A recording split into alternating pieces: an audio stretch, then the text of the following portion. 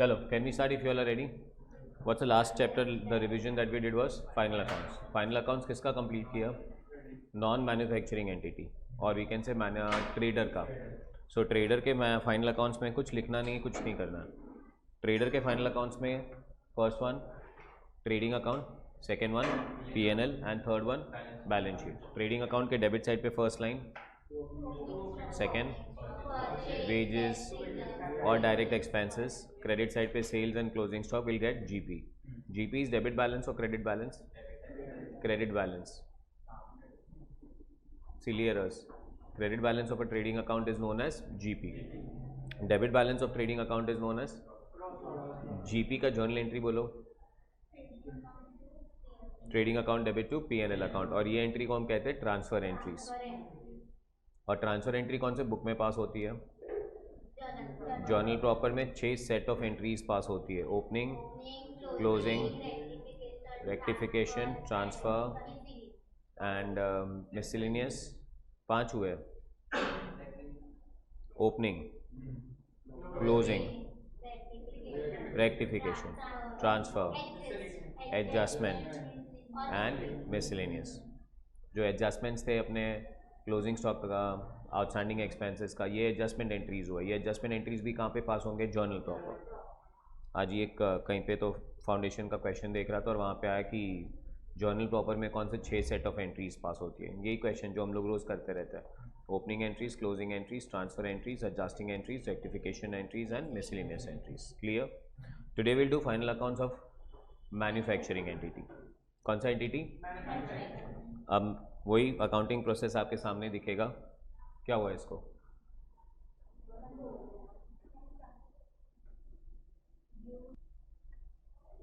Is it correct?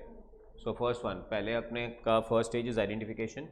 Identification के बाद generalized, journal के बाद लेजर, लेजर के बाद ट्रायल बैलेंस के बाद of non manufacturing entity and manufacturing entity. Non manufacturing entity complete कर लिया. अभी कौन सा करेंगे? तो final accounts of manufacturing entity के अंदर आएगा trading manufacturing account, trading account, profit and loss account and balance sheet.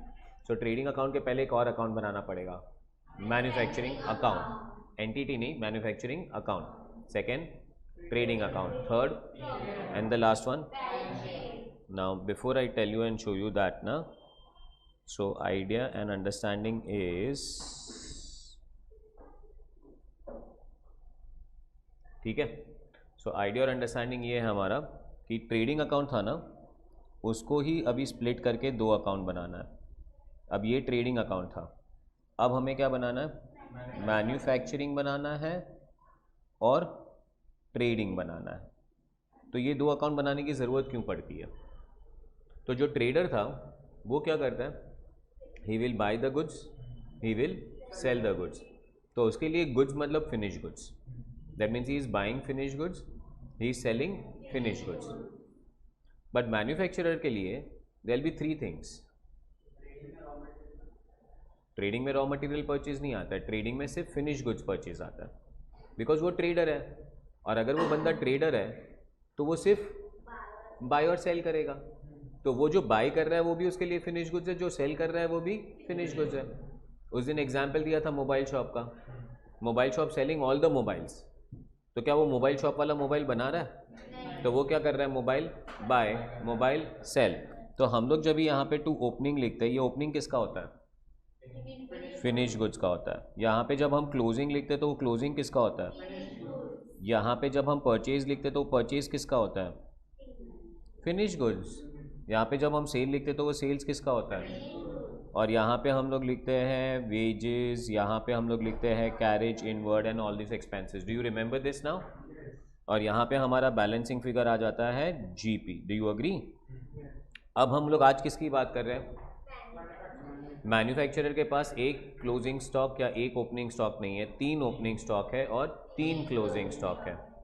Raw material, work in progress, finish goods. समझा? एग्जाम्पल लो टेलर का. तो टेलर की दुकान में जब जाओगे तो क्या ना, इसे रॉ क्लॉथ है.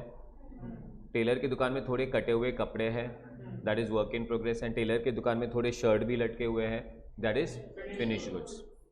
तो अब दिमाग क्लियर करो कि manufacturing account is an account for raw material and work in progress, and finished goods is an account for trading.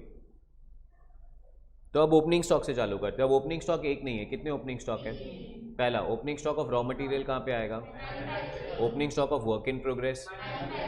तो यहाँ पे मैं लिख रहा हूँ टू ओपनिंग WIP, यहाँ पे मैं लिख रहा हूँ टू रॉ मटेरियल कंज्यूम्ड के अंदर लिख रहा हूँ ओपनिंग रॉ मटेरियल, और यहाँ पे मैं लिख रहा हूँ टू ओपनिंग, बट ये ओपनिंग किसका होगा? फिनिश गुड्स का. कोई डाउट आप लोगों को? Next one purchase. अब आप ये बताओ परचेज किसका करोगे? तो यहाँ पे आएगा add purchase. Carriage inward, carriage किस पे पे करोगे? Raw material. तो यहाँ पे आएगा ऐड कैरेज इनवर्ड जगह पे कैरेज इनवर्ड, मतलब सारे डायरेक्ट एक्सपेंसेस हमारे मैन्युफैक्चरिंग अकाउंट में आ जाएंगे. Do you agree with this one? अच्छा, नेक्स्ट वन. अब क्रेडिट साइड पे जाते तो सेल्स आता था. सेल्स किसका करेंगे हम?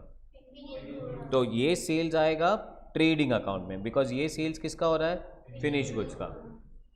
लोग ना फालतू में बाय हार्ट करते हैं, सर परचेज मैन्युफैक्चरिंग में लिखना है, सेल्स ट्रेडिंग में लिखना है. लॉजिक ये नहीं है. लॉजिक बहुत सिंपल है कि मैन्युफैक्चरिंग अकाउंट किसका अकाउंट है? Raw material and work in progress का. और ट्रेडिंग अकाउंट किसका अकाउंट है? फिनिश गुड्स का. So everything related to raw material and work in progress कहाँ पे आ जाएगा? Manufacturing. And everything related to finish goods कहाँ पे आ जाएगा? ट्रेडिंग. जकास है एकदम. अच्छा, next one. Closing stock of raw material कहाँ आएगा? Closing stock of work in progress कहाँ आएगा? Closing stock of finish goods कहाँ पे आएगा? तो अभी रॉ मटेरियल का क्लोजिंग क्रेडिट साइड में लिखने की जगह पे मैं डेबिट साइड पे लेस कर देता हूँ. So opening stock of raw material plus purchase of raw material less closing stock of raw material, उसे कहते हैं रॉ मटेरियल कंज्यूम्ड. मतलब इस साल हमने कितना रॉ मटेरियल कंज्यूम किया. यहाँ पे जाके लिखूंगा बाय क्लोजिंग WIP, यहाँ पे जाके लिखूंगा बाय क्लोजिंग फिनिश गुड्स. जकास वाला काम है? कोई डाउट? एकदम क्लियर. अब अगर आप मैन्युफैक्चरिंग अकाउंट को देखोगे तो वहाँ पे सारे खर्चे ही खर्चे रिकॉर्ड हुए. इनकम तो कोई रिकॉर्ड, इनकम एक ही था, सेल्स, वो कौन से अकाउंट में रिकॉर्ड हुआ है? तो मैन्युफैक्चरिंग अकाउंट में खाली खर्चे हुए. तो manufacturing account will always show you debit balance, will always show you. एक क्वेश्चन आ सकता है MCQ में, आपको याद रखना है कि the manufacturing account will always show dash balance, debit balance, because उसके डेबिट साइड का खर्चा ही ज़्यादा है. और ये जो बैलेंस आएगा इसे हम कहते हैं बाय कॉस्ट ऑफ प्रोडक्शन, और वो कॉस्ट ऑफ प्रोडक्शन हम लोग कहाँ लेके आएंगे? ट्रेडिंग अकाउंट में लेके आएंगे. और ट्रेडिंग अकाउंट को बंद करेंगे तो एज यूजुअल फिर से हमें मिलेगा या तो ग्रॉस प्रॉफिट या तो ग्रॉस लॉस. तो ये फाइनल अकाउंट्स में डिफरेंट क्या हुआ? कुछ भी नहीं. खाली ट्रेडिंग अकाउंट की जगह पे हमें क्या बनाना पड़ेगा? मैन्युफैक्चरिंग, और हमें क्या बनाना पड़ेगा? ट्रेडिंग. अब manufacturing account is an account of raw material and work in progress, and trading account is an account of finish goods. फिर से एक बार स्टार्ट करूँ. Opening stock of raw material, opening stock of work in progress, opening stock of finish goods, closing stock of raw material, closing stock of work in progress, closing stock of finish goods, all direct expenses, purchase, sales, trading. Manufacturing account का balance को क्या कहेंगे? Debit balance. And this balance will be known as, कौन से account में transfer करोगे? और फिर ट्रेडिंग अकाउंट का जो बैलेंस आएगा वो होगा GP या NP, वो जाएगा PNL अकाउंट का बैलेंस होगा NP, और NL वो जाएगा बैलेंस शीट कैपिटल में, ऐड या लेस हो जाएगा, and balance sheet has to, no other difference at all. एक और छोटी सी चीज हो सकती है, that is known as by product. कौन सा प्रोडक्ट? बाई प्रोडक्ट का मतलब ये प्रोडक्ट होता है जो हम बनाना नहीं चाहते थे पर बन गया, बनाना पर बन गया, और वो बिक सकता है. अभी exactly clear, but it is still known as by. See there is main product and there is by product. Main product मतलब हमारा इंटेंशन था ये बनाना, बाय प्रोडक्ट मतलब वो मेन प्रोडक्ट बनाते बनाते ये बन गया. Some simple examples of by product that I can give you. Furniture बना रहे हैं तो फर्नीचर बनाते वक्त वो घिसना पड़ता है, शेप में लाना पड़ता है, तो वो भूसा निकलता है, that becomes a by product, वो बिकता है. That is actually raw material for paper industry, raw material for paper industry. उससे भी सिंपल एग्जांपल ले लो तो शुगर केन जूस पीते हो आप लोग, तो शुगर केन वो गन्ने के से जूस बनता है, वो मशीन में डालता है वो गन्ना, फिर जूस निकल जाता है, फिर वो कचरे को क्या करता है, वो फेंक नहीं देता है। अगर आप देखोगे वो संभाल के रखा है उसने, अगेन वो बेचता है। ऑफकोर्स उसको जूस जितना पैसा नहीं मिलता है बट अच्छा खासा पैसा मिल जाता है, and that becomes what, by product. अब अच्छा, वो गन्ना जब मशीन में डाल रहा है तो उसका इंटेंशन क्या है, वो कचरा तैयार करना या juice banana? So juice is main product, and that वो लास्ट में जो कचरा बनता है that becomes a by product का सेल होगा तो वो ट्रेडिंग अकाउंट में नहीं आएगा। बाय प्रोडक्ट का सेल होगा तो वो मैन्युफैक्चरिंग अकाउंट के क्रेडिट साइड पे आएगा। Will you remember that? पक्का? मेरा एक फ्रेंड है, he is into designing business. वो लोग गेट्स डिज़ाइन करते हैं, आयरन के गेट्स। वो बिल्डिंग में आयरन के दरवाजे लगते हैं, वो गेट्स डिज़ाइन करता है। तो उसका कटिंग करते हैं, बीच बीच में से शेप्स बनाते, भगवान का शेप बनाते वगैरह वगैरह। अब जब वो बनाते तो उसके बीच में कचरा भी निकलता है, so that is sold as scrap. तो ये क्या बन जाएगा हमारे लिए फिर से, by product. So we have a main product, we have a by product. Main product का sale trading account credit side, but by product का सेल मैन्युफैक्चरिंग अकाउंट का credit side. Do you all agree with that? चलिए देखिए, कौन से account की बात कर रहे हो अभी आप? सबसे पहले रॉ मटेरियल कंज्यूम्ड आ जाएगा, opening stock add purchase less what, closing stock. Work in progress का ओपनिंग आ गया, direct wages, factory expenses, direct expenses आ गया। क्रेडिट साइड पे by sale of, by closing stock of work in progress, और balancing figure आएगा वो cost of production. Cost of production कौन से अकाउंट में चला जाएगा? एंड ट्रेडिंग अकाउंट बन जाएगा। Do you agree with this? चलो एक क्वेश्चन दिखा रहा हूँ, आप सॉल्व नहीं करेंगे, मैं फटाफट सॉल्व करके कंप्लीट करूँगा। I am looking at question number 2, are you all looking at that? Can I start? First one, Mr. Vimal runs a factory which produces what? The following details are available with respect to manufacturing activity for the year ended 31st March 2022. Opening WIP कहाँ पे? Closing WIP कहाँ पे? Opening raw material कहाँ पे? Closing raw material, purchase, higher charges of machinery, manufacturing, direct wages, manufacturing, repairs and maintenance, manufacturing. Units are produced is 5 lakh. You are required to prepare कौन सा account? अब फालतू में time pass भी नहीं करते इसको बना के, will be too much of waste of time. Account बनाओगे, जो डेबिट में आना है डेबिट में लिखोगे, क्रेडिट में आना है क्रेडिट लिखोगे, और बैलेंसिंग फिगर में क्या मिल जाएगा आपको? Trial balance. चालू करूँ फटाफट? First one, stock of material on 1 April 2019। 1 April 2019 मतलब ओपनिंग स्टॉक है। Opening stock of raw material कहाँ पे? Work in progress, finish goods, debtor, carriage on purchase, bills receivable, wages, salary, telephone, repair of office furniture, cash at hand, office furniture, repairs to plant. Repairs to plant manufacturing. Plant कहाँ होता है? Factory में। Next one, purchase, manufacturing, plant and machinery, rent, lightning. Lightning भी PNL में डालने से अच्छा है मैन्युफैक्चरिंग में डाल दो, बिकॉज पीएनएल में आता है इलेक्ट्रिसिटी। पावर बोले, लाइटनिंग बोले तो कहाँ आ जाएगा? Manufacturing. General expenses credit side की बातें करता है। Creditor, bills payable, sale of scrap, very good, manufacturing में आएगा। Commission received, provision for doubtful debts के लिए बैड डेट्स का फॉर्मूला। बैड डेट्स से मेरे को याद है, लास्ट लेक्चर में जाते जाते बहुत अच्छा ज्ञान देके गया हूँ। बैड डेट्स का journal entry, bad debt to debtors. RDD का journal entry, PNL to RDD. Debtors account में नहीं जाता है RDD. Do you remember that? Next one, capital account,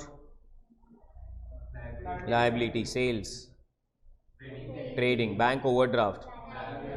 The following additional information is available. Stock of material on 31st of March 2020. Raw material का closing, एक manufacturing, दूसरा effect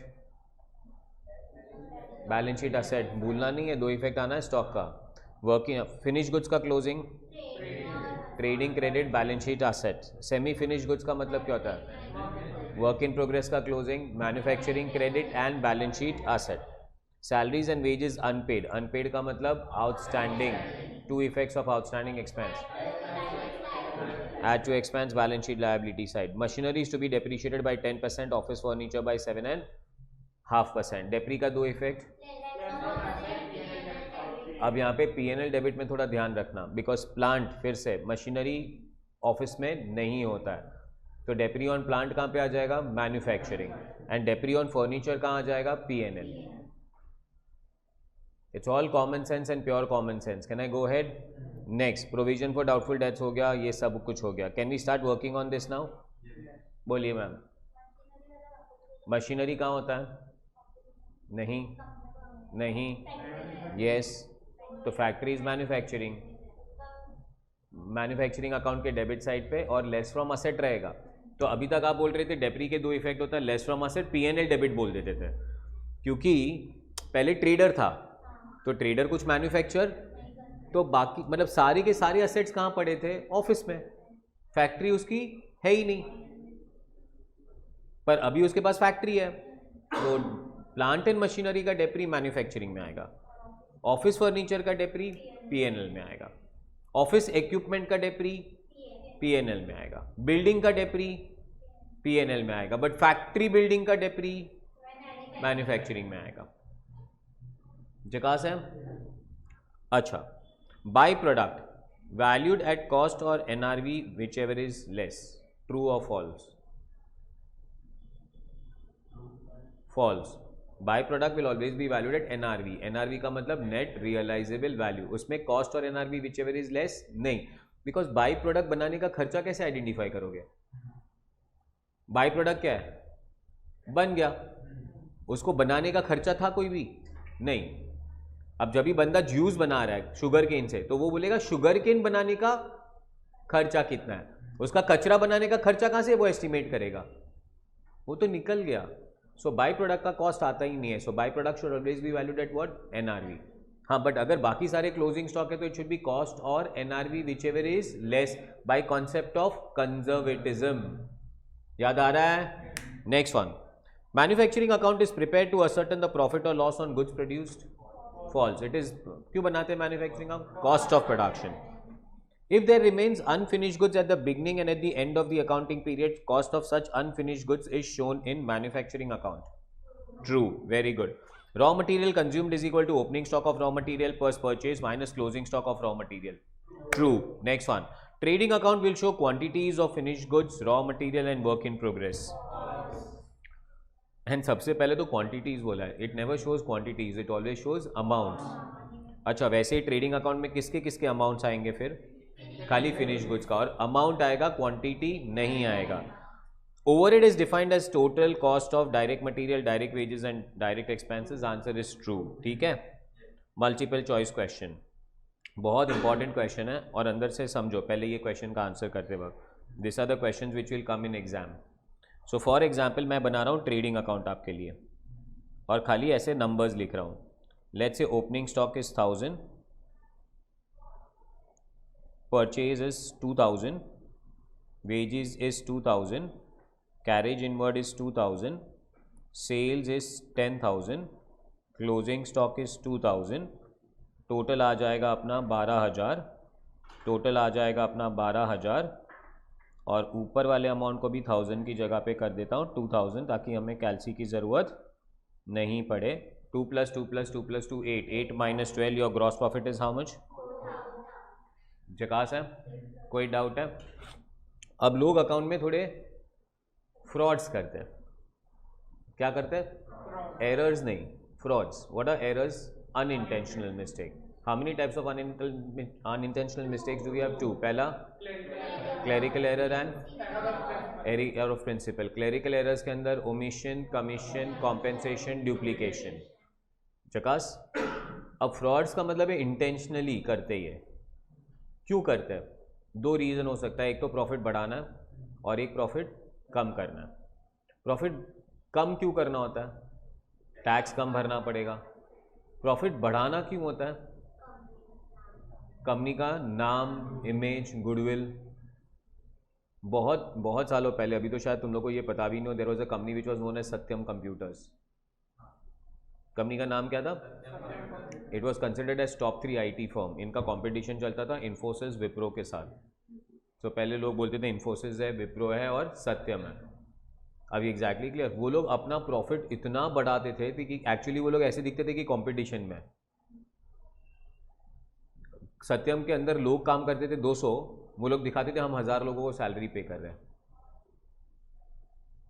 अब लोग सोचेंगे इतना प्रॉफिट क्यों बढ़ाना है हमें, क्यों दिखाना है कि इतना सारा प्रॉफिट है हमें, बिकॉज ऐसे टॉप 3 में देखते ना तो दैट अट्रैक्ट्स अदर कस्टमर्स कि ये बंदे लोग बड़े हैं, चलो।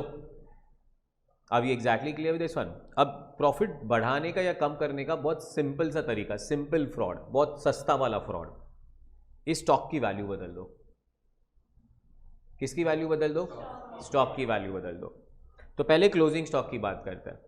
अभी अगर मैंने क्लोजिंग स्टॉक का वैल्यू 2000 की जगह पे 500 रुपया बढ़ा दिया, क्या कर दिया, तो प्रॉफिट पे क्या इंपैक्ट आएगा? तो अब टोटल हो जाएगा हमारा, कहना इसे 12,500, कहना इसे ये टोटल आ जाएगा 12,500, पर ये टोटल तो 8,000 ही है, तो कहना इसे हमारा प्रॉफिट 500 रुपये से बढ़ जाएगा, हाँ ना?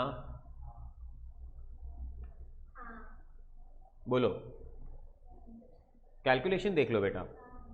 8 + 2 12 था, प्लस 500 कर दिया तो 12.5 हो गया। क्रेडिट साइड का टोटल 12.5 हो गया। 12.5 में से मैंने कितना निकाला? 8, तो प्रॉफिट कितना हो गया? 4.5। तो मैंने क्लोजिंग स्टॉक की वैल्यू बढ़ा दी तो प्रॉफिट की वैल्यू, तो आपको अंडरस्टैंड करना है कि क्लोजिंग स्टॉक और प्रॉफिट का डायरेक्ट रिलेशनशिप है। मतलब if closing stock is high, profit will be high, if closing stock is low, profit will be low. But then we also have something which is known as opening stock। कौन सा stock? तो अगर मैं opening stock का value बढ़ा दूं, किसका value बढ़ा दूं? ओपनिंग स्टॉक का वैल्यू बढ़ा दूं, तो क्या होगा? कहना इसे ये टोटल तो 12 ही रहेगा, ये टोटल 12 ही रहेगा, और ये टोटल 8.5 हो गया अभी, तो कहना इसे मेरे ओपनिंग स्टॉक की वजह से मेरा प्रॉफिट। तो आपको अभी याद रखना है कि ओपनिंग स्टॉक और प्रॉफिट का कौन सा रिलेशनशिप है? इनवर्स। ओपनिंग स्टॉक का वैल्यू बढ़ाओगे तो प्रॉफिट कम हो जाएगा, ओपनिंग स्टॉक का वैल्यू कम करोगे तो प्रॉफिट बढ़ जाएगा। Will you remember? Closing stock and profit has got, but opening stock and profit has got. Question, under statement of closing work in progress, closing work in progress का value under statement मतलब कम किया, तो what will happen to profit? Profit कम हो जाएगा। अब यहां पे देखो कहीं पे भी प्रॉफिट कम लिखा है? Answer is C. Is it? Understate the net income for that period. Do you agree with this one? कोई doubts? Next one, sales are equal to, ये तो लास्ट टाइम भी आपको सिखाया था मैंने, sales are equal to sales less cost of goods sold, less what? Cost of goods sold का formula opening stock add purchase add all direct expenses minus closing stock. Indirect manufacturing expenses are known as what?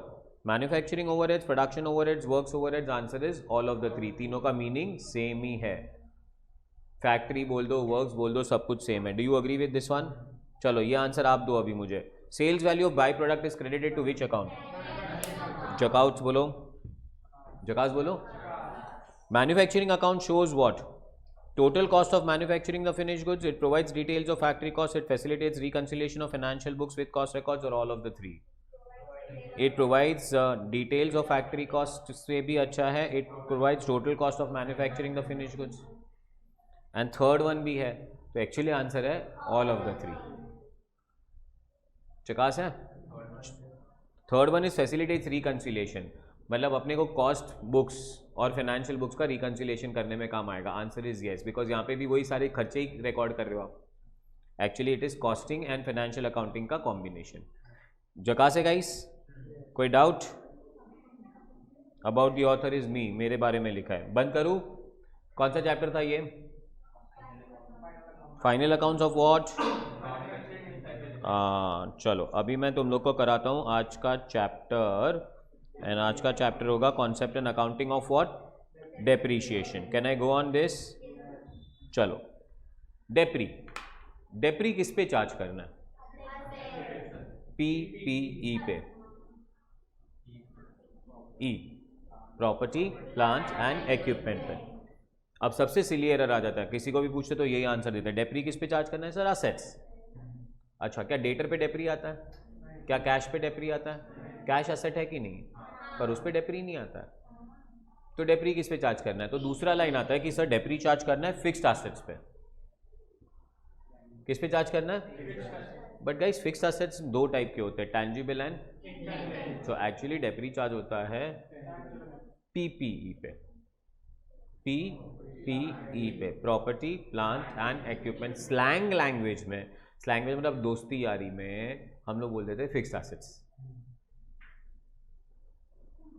Is this clear? पक्का? अपने होता है ना studio names, दोस्त अलग नाम से बुलाते हैं, यस और नो? अब फॉर एग्जाम्पल अगर मेरा दोस्त मुझे बुलाएगा तो सर करके नहीं बुलाएगा, राहुल क्या कर रहा है?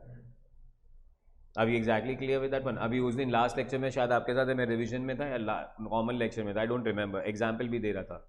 मेरे बिल्डिंग के सारे बेस्ट फ्रेंड्स हैं, मेरे बच्चे लोग सारे, अपनी पलटन है, गैंग है। अभी exactly clear with that one. बंदे का नाम है, वो बंदे का, वो एक मोटा बंदा है, मैं तुमको बोला था ना, हाँ वो पंखा लगाता है, वो बंदे का नाम है मुकेश। हाँ, तो उन्होंने अभी कल ही अपडेट मिला है मुझे, हमारे गैंग का नाम है मुक्कू गैंग।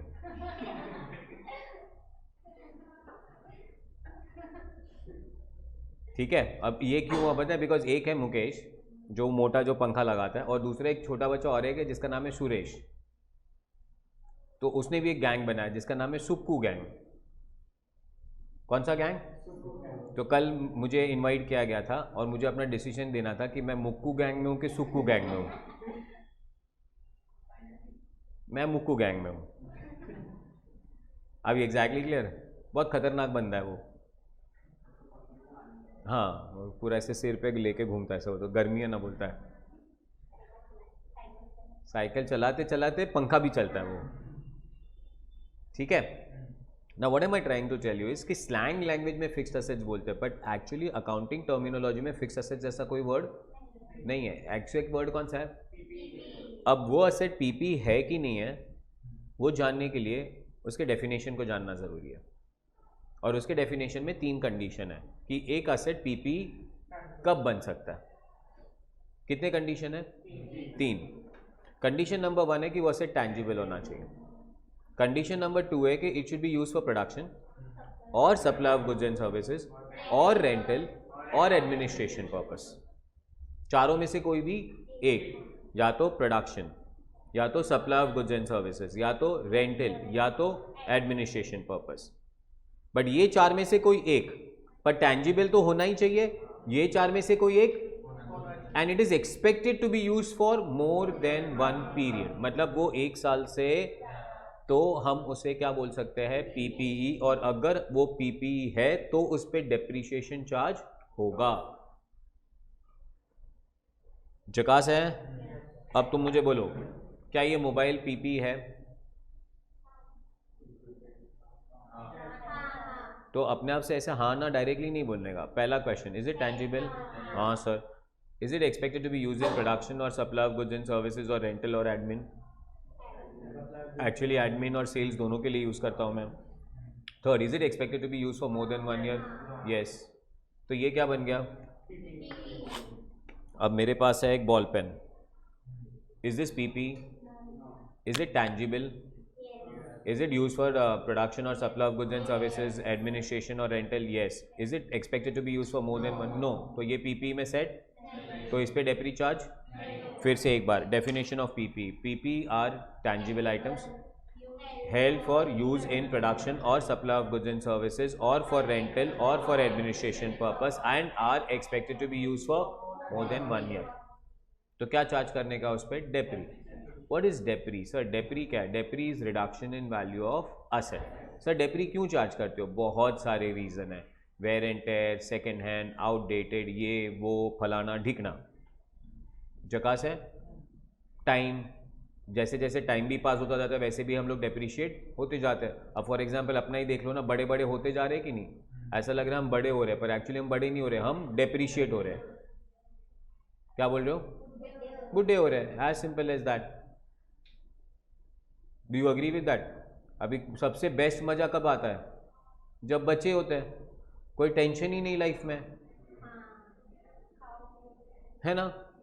अभी मॉम डैड का आज एनिवर्सरी है, तो आज सुबह ही मॉम बोलती है राहुल आज रात को होटल लेके जाना। बोला अच्छा ओके। पर जब बच्चे थे तब मॉम एनिवर्सरी है, चलो होटल लेके जाओ। सो डेप्रिसिएशन का रीजन ठीक है कोई भी होगा, but reduction in value of what, asset. Do you agree with this? अच्छा, वेरी इंपॉर्टेंट क्वेश्चन, एक क्वेश्चन एग्जामिनेशन में आता ही आता है। What are objectives of charging depre? Depre charge क्यों करते हैं? तो डेप्री चार्ज करने के 4 रीजन है। पहला, ट्रू कॉस्ट ऑफ प्रोडक्शन। और अभी से अटैच करो, मैं वही कहता हूँ कि जब रिवाइज करते हैं ना तो अकाउंट्स को पूरा साइकिल में देखते, एक एक चैप्टर में नहीं देखते। अभी इसके पहले कौन सा चैप्टर कराया तुमको रिवाइज मैंने? Of what? Depre of plant and machinery किधर डाला? तो कॉस्ट ऑफ प्रोडक्शन में आ गया ना वो। अगर हम डेप्री चार्ज नहीं करें तो हमारा कॉस्ट ऑफ प्रोडक्शन गलत हो जाएगा। क्या? कॉस्ट ऑफ प्रोडक्शन गलत हो जाएगा। अब फॉर एग्जाम्पल टेलर है, टेलर शर्ट बना रहा है, तो उसको बोलूँगा शर्ट बनाने का खर्चा कितना हुआ? या तो आज ही देख लो, आज सुबह को ये हुआ है, तो आज सुबह को क्लास आ रहा था ना फर्स्ट लेक्चर के लिए, तो नीचे चाय पी रहा था। अब वो जो चाय वाला है ना नीचे, फ्रेंड है अपना, सारे चाय वाले अपने फ्रेंड होते हैं। तो चाय वाले को पूछा बनाता कितने मेरे? बोले सर 5 रुपये में। मतलब बेचता कितने में? 10 रुपये में। मज़ा है यार। बनाता कितने में? बेचता कितने में?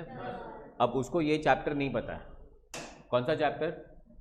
डेप्रीशिएशन। क्यों नहीं पता है, कैसे मालूम पड़ा? तो मतलब कैसे 5 रुपये कैसे हुआ? बोलता है सर देखो इसमें 3 रुपये का दूध जाता है, 1 रुपये की शक्कर जाती है, 50 पैसे का मसाला जाता है, 50 पैसे का वो जो बंदा मेरे लिए काम कर रहा है उसका खर्चा है। कितना हो गया? 5 रुपया। पर वो एक चीज़ भूल गया, गैस भी डाल दिया था उसने, कि वो चाय बनाता किस पे? वो स्टव और वो वेसल। तो वो स्टव भी डेप्रीशिएट हो रहा है ना। अपने को ये नहीं दिखता कि चाय के अंदर स्टव है, पर चाय बनाने के लिए वो स्टव की तो ज़रूरत थी, तो उसका डेप्रीशिएशन भी इसमें काउंट होना चाहिए। सो डेप्री के 4 रीज़न। पहला रीज़न कौन सा? Cost of production. Second reason financial performance जानना है। डेप्री के 2 effect, less from asset and then trading and PNL account के डेबिट साइड पे लिखना है। तो डेबिट साइड पे लिखोगे तो कहना इसे प्रॉफिट लॉस बदलेगा। सो फाइनेंशियल परफॉर्मेंस राइट चाहिए। थर्ड, असेट से लेस करना है तो फाइनेंशियल पोजीशन राइट चाहिए। एंड चौथा तो बहुत अमेजिंग है, funds for replacement. Funds for business का सबसे बड़ा मस्त लॉजिक है, सबसे बड़ा मस्त लॉजिक है। सुनो, बिजनेस में असेट खरीदने के लिए सिर्फ एक ही बार पैसा देना पड़ता है। बाद में अगर वो असेट वापस खरीदना है ना तो वापस अपने को पैसे देने की जरूरत नहीं, बिकॉज जो पहले असेट खरीदा था ना उसी का पैसा हमें मिलेगा जिससे हम दूसरा असेट खरीद पाएंगे। कैसे? तो कॉन्सेप्ट्स एंड कन्वेंशंस पढ़ा है तुम्हें? Accounts are recorded on which basis? Accrual basis और कैश बेसिस? असेट डेप्री करते हो, डेप्री का पैसा जाता है कहीं पे? Is it a cash expense और नॉन कैश एक्सपेंस? पर पीएनएल में तो लिखा कि खर्चा हो गया, तो पीएनएल में लिखा खर्चा हो गया पर एक्चुअली पैसा तो नहीं गया, तो पैसा अपने पास है। अब 1 लाख का असेट खरीदा, पहले साल का डेप्री 20,000, पीएनएल में क्या लिखा? खर्चा हो गया, कितने का? 20,000, पर पैसा किधर है? अपने ही पास है। सेकेंड ईयर डेप्री 20,000, 40 हो गया। थर्ड ईयर डेप्री 20,000, 60 हो गया। फोर्थ ईयर डेप्री 20,000, 80 हो गया। Fifth year depre 1 lakh. अब वो असेट बिगड़ गया, पर तभी तक हमारे हाथ में कितना आ गया? अब हम लोग वापस एक नया असेट खरीद सकते हैं। इसे हमें बिजनेस लैंग्वेज में कहते हैं असेट परचेजेस असेट। असेट अपने आप को खरीद लेता है। समझा? मेरे को पहले नहीं समझ आता बचपन में। I used to be very pissed off with my dad. मेरे डैड एक कार खरीदते, उसे सिर्फ 3 साल यूज़ करते, फिर नई कार खरीदते थे। मैं बोलता हूँ यार डैड क्यों फालतू का खर्चा करते हो? मेरे दोस्त लोग के 10-10 साल कार यूज़ करते हो और आप कितने साल यूज़ करते हो? पर मेरे डैड ने बोला कि राहुल ये 3 साल में अपने पास वापस पैसा आ जाता है कि हम कौन सी कार खरीद ले, क्योंकि 3 साल के बाद अगर आप नई कार नहीं खरीद रहे हो ना तो वो रिपेयर एंड मेंटेनेंस का खर्चा देने लगेगी।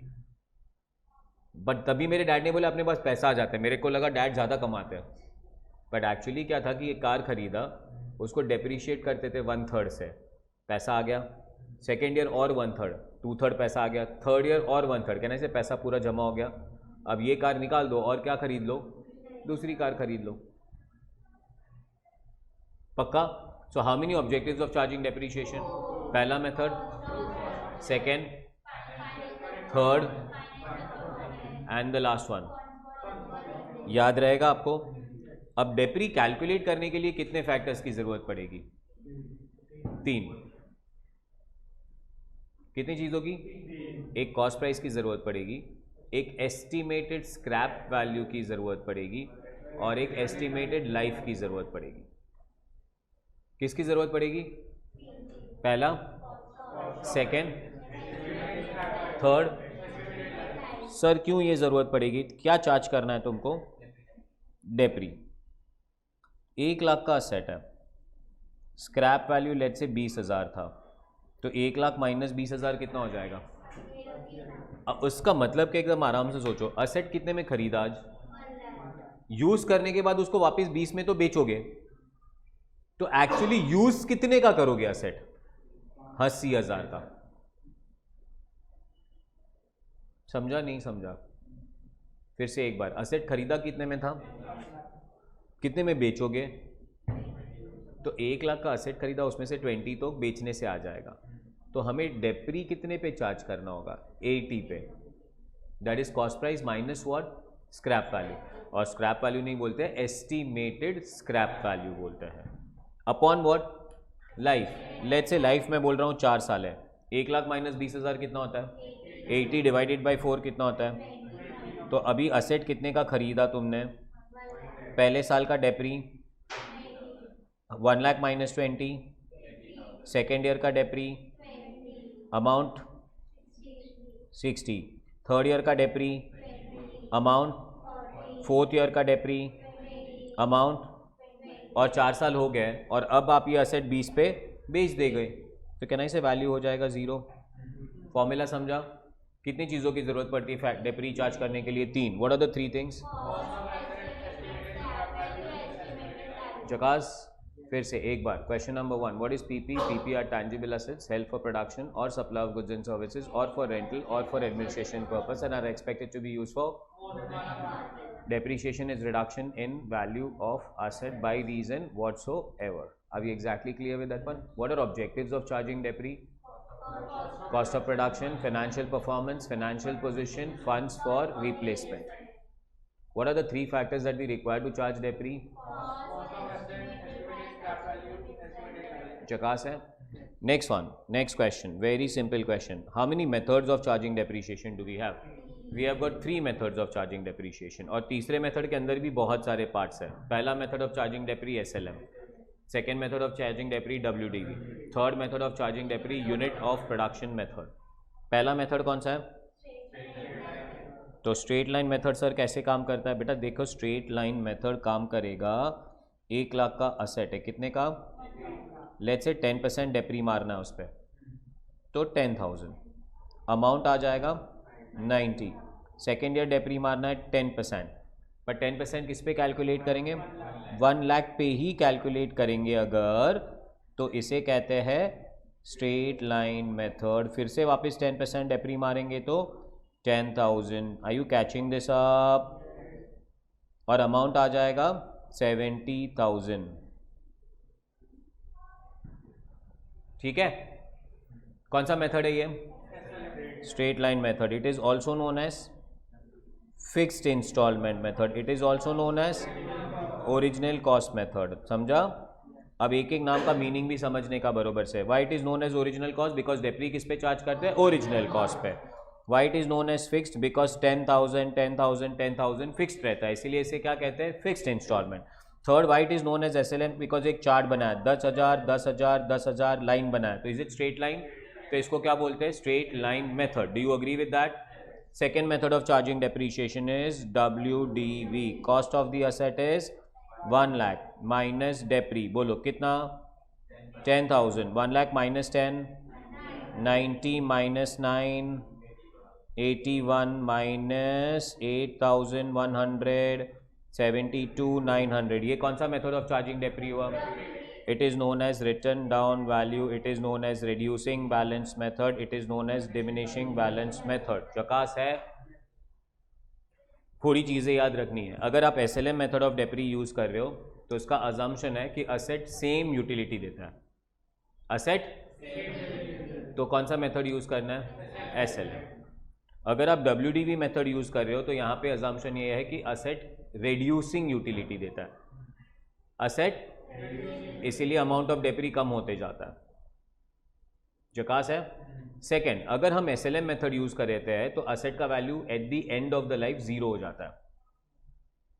असेट का life end of the year पे, तो अभी अगर ये चार्ज करता रहूँ 70 -10 -10 -10 -10 -10 तो 0 होगा कि नहीं होगा। नेक्स्ट वन, अगर WDV मेथड से करूँगा तो क्या होगा, 0 नहीं होगा। सो विच इज़ द मेथड जहाँ पे वैल्यू ऑफ असेट 0 हो जाए एंड वैल्यू ऑफ असेट 0 ना हो। थर्ड मेथड कौन सा है, यूनिट ऑफ प्रोडक्शन मेथड। समझा। यूनिट ऑफ प्रोडक्शन के अंदर है 1 2 3 4, कितने मेथड है। पहला है सम ऑफ ईयर्स डिजिट मेथड। कौन सा मेथड। अब सम ऑफ ईयर्स डिजिट मेथड में क्या होता है, फॉर एग्जाम्पल मैंने असेट खरीदा 1 लाख का, कितने का, और मैं बोलता हूं कि उसका लाइफ है 5 साल। कितना साल, तो सम ऑफ ईयर्स डिजिट करने का, सम ऑफ ईयर्स डिजिट करने का मतलब अगर असेट आज खरीदो, आज से कितने साल चलेगा, 1 साल हो गया तो और कितने साल चलेगा, फिर मतलब सम ऑफ ईयर्स डिजिट क्या हुआ पता है, सम ऑफ ईयर्स डिजिट हुआ 5 4 3 2 1, 5 + 4 9 + 3 12 + 2 14 + 1। सो गाइज 1 लाख इंटू 5/15 पहले साल का डेप्री है, फिर इंटू 4/15 सेकेंड ईयर का डेप्री है, इंटू 3/15 थर्ड ईयर का डेप्री है, इंटू 2/15 फोर्थ ईयर का डेप्री है, इंटू 1/15 लास्ट ईयर का डेप्री है। Do you remember this now, yes no. कौन सा मेथड हुआ ये, straight line method, reducing balance method, sum of years digit method. Do you agree with that. एक question दिखा रहा हूं मैं तुम लोग को, पहला इलस्ट्रेशन नंबर 1 SLM पे, इलस्ट्रेशन नंबर 2 WDV पे, क्वेश्चन नंबर 3 देख रहे हो तुम लोग। Messrs Akash and company purchased the machine for how much?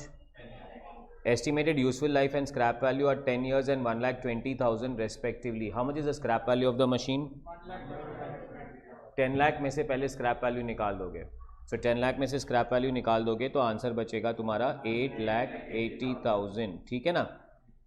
अच्छा, कितने साल चलने वाला है मशीन, 10 ईयर्स चलने वाला है, तो अपने को सम ऑफ ईयर्स डिजिट कैसे करना है, चलो कैलकुलेशन, 10 + 9 19 + 8 27 27 + 7 34 + 6 40 + 5 45 + 4 49 + 3 52 + 2 54 + 1। तो guys total sum of years digit कितना हुआ, 55। पहले साल का डेप्री कितना होगा, 10/55। दूसरे ईयर का डेप्री कितना होगा, 9/55। नेक्स्ट ईयर का डेप्री 8/55 7/55। Did you understand this. कौन सा मेथड हुआ ये, सम ऑफ ईयर्स डिजिट मेथड। जकास है। Can I go ahead now. चलो गाइस ऊपर जाते हैं फिर से, और ये सम ऑफ ईयर्स डिजिट मेथड किसके अंदर आ जाता है, यूनिट ऑफ प्रोडक्शन मेथड। उसके बाद कौन सा मेथड है, तो ये वैसे एसेट पे चार्ज करना है जिसका लाइफ सालों में नहीं माना जाता है, जिसका लाइफ आवर्स से माना जाता है। ये कितने साल चलेगा, नहीं, कितने घंटे चलेगा। एग्जाम्पल दिया था रेगुलर क्लास में, अगर आपको याद हो तो ये प्रोजेक्टर का लैम्प, ये प्रोजेक्टर का, तो ये जब प्रोजेक्टर खरीदते हैं ना हम लोग, तो उसमें लाइफ ना ईयर्स में नहीं आता है, किस में आता है, आवर्स। और इसीलिए तुम कभी भी देखोगे ना अपने क्लासेस में, जब लेक्चर खत्म हो जाए तो सबसे पहले आंचल प्रणीता को ये बोल के रखा है सबसे पहले आके प्रोजेक्टर बंद करने का, बिकॉज अनवांटेडली अगर ये चालू रहेगा तो लाइफ कम होते जा रहा है उसका। एक बार लैपटॉप चालू रख दो कोई फर्क नहीं पड़ता है, बट ये लैम्प बहुत इंपॉर्टेंट है, ये नहीं रहना चाहिए। सो ये इमीडिएटली क्या होना चाहिए, बंद। तो यहाँ पे डेप्री कैसे चार्ज करना है, तो असेट का कॉस्ट लेना है माइनस स्क्रैप वैल्यू करना है divided by total hours, total कितना घंटा चलेगा ये टोटल, एंड मल्टीप्लाइड बाई वो साल में कितना घंटा चला। सो फॉर एग्जाम्पल, मैं क्वेश्चन भी नहीं पढ़ रहा हूं, फॉर एग्जाम्पल मैं तुम्हें बोल रहा हूं, यही प्रोजेक्टर की बात कर लेता हूं, ठीक है ना। अब मैंने ये प्रोजेक्टर खरीदा है 1 लाख पे, कितने पे, इसका स्क्रैप वैल्यू 5000 है, तो पहले तो 1 लाख में से क्या माइनस कर दो। अब भाई उन्होंने बोला है ये टोटल 10,000 घंटे चलेगा। कितने घंटे चलेगा? तो इसको डिवाइड करो किससे, और फिर ये साल में ये 500 घंटे चला है, तो मल्टीप्लाई किससे करोगे? 500। नेक्स्ट ईयर ये 1,500 घंटे चला है, तो मल्टीप्लाई किससे करोगे? 1,500। नेक्स्ट ईयर ये 2,500 घंटे चला है, तो मल्टीप्लाई किससे करोगे? कॉन्सेप्ट समझ रहे हो? कौन सा मेथड हुआ ये? मशीन आर। और अभी तो देखो चुल्लू पिल्लू है, मशीन आर के बाद कौन सा मेथड है? यहाँ पे आवर्स की जगह पे यूनिट्स होंगे, आवर्स की जगह पे, मतलब यहाँ पे मशीन का कैपेसिटी आवर्स से डिफाइन नहीं होगा, मशीन का कैपेसिटी किससे डिफाइन होगा? यूनिट्स। कितना यूनिट्स चलेगा, समझा? अच्छा, और लास्ट वन कौन सा मेथड है? डेप्लीशन मेथड किस पे काम आता है पता है? माइंस पे। किस पे? Mines, coal mines, ore mines. ये फॉर एग्जांपल कोल माइन, तो भाई कोल माइन मतलब वहां से क्या मिलेगा? कोल। तो कितना कोल मिलेगा पहले? Total let's say 10,000 ton coal मिलेगा, तो डिवाइड किससे करेंगे? 10,000 टन। इसमें से कितना टन निकाल लिया, तो मल्टीप्लाई 500 टन। समझा? प्रैक्टिस कराऊं? First one, how many methods of charging depre? पहला, सेकेंड, नेक्स्ट वन। अच्छा, SLM मेथड में depreciation will be charge on original cost, WDV में depreciation will be charge on written down value. Then third method कौन सा है? Unit of production के अंदर पहला, second, third production unit and last one. Accounting for depre पे जा रहा हूं, बट पहला क्वेश्चन कर रहा हूं। क्वेश्चन नंबर कौन सा guys? 1. Jain Brothers acquired the machine on 1st July 2008 at cost of how much? And spent 1 lakh on its capital expenditure, revenue expenditure की बात कर रहे हैं। 14 lakhs is capital expenditure, revenue expenditure. 1 lakh is capital expenditure, revenue expenditure. तो total asset का cost कितना हो गया? डेप्रीशिएशन किस पे चार्ज करना है? 15 लाख पे कितना परसेंट? On what? तो बॉस अगर ओरिजिनल कॉस्ट पे डेप्री चार्ज करना है तो 15 लाख का 10% होता है 1,50,000, आपका वैल्यू आ जाएगा 13,50,000। नेक्स्ट ईयर डेप्री किस पे चार्ज करोगे फिर से? 15 लाख पे डेप्रीशिएशन आएगा 10%, is it 1,50,000? Do you agree with this? 13,50,000 minus 1,50,000 is how much? 12 lakhs. 12 lakh minus 1,50,000 is how much? 10,50,000। जकास बोलो गाइस, कोई डाउट? एकदम clear? Can we go ahead? कौन सा मेथड था ये गाइस? अगर यही WDV करना होता तो 13,50,000 का 10% 1,35,000 आता, अमाउंट बदल जाते। Do you agree with this? Question number 2 WDV method पे। क्वेश्चन नंबर 3 पे जा रहे हैं। कौन से मेथड पे जा रहे हैं? 3, पर ये तो करा दिया which was known as sum of years digit method. याद आ रहा है तुमको? चौथा मेथड कौन सा है? अभी देखो तुम लोग।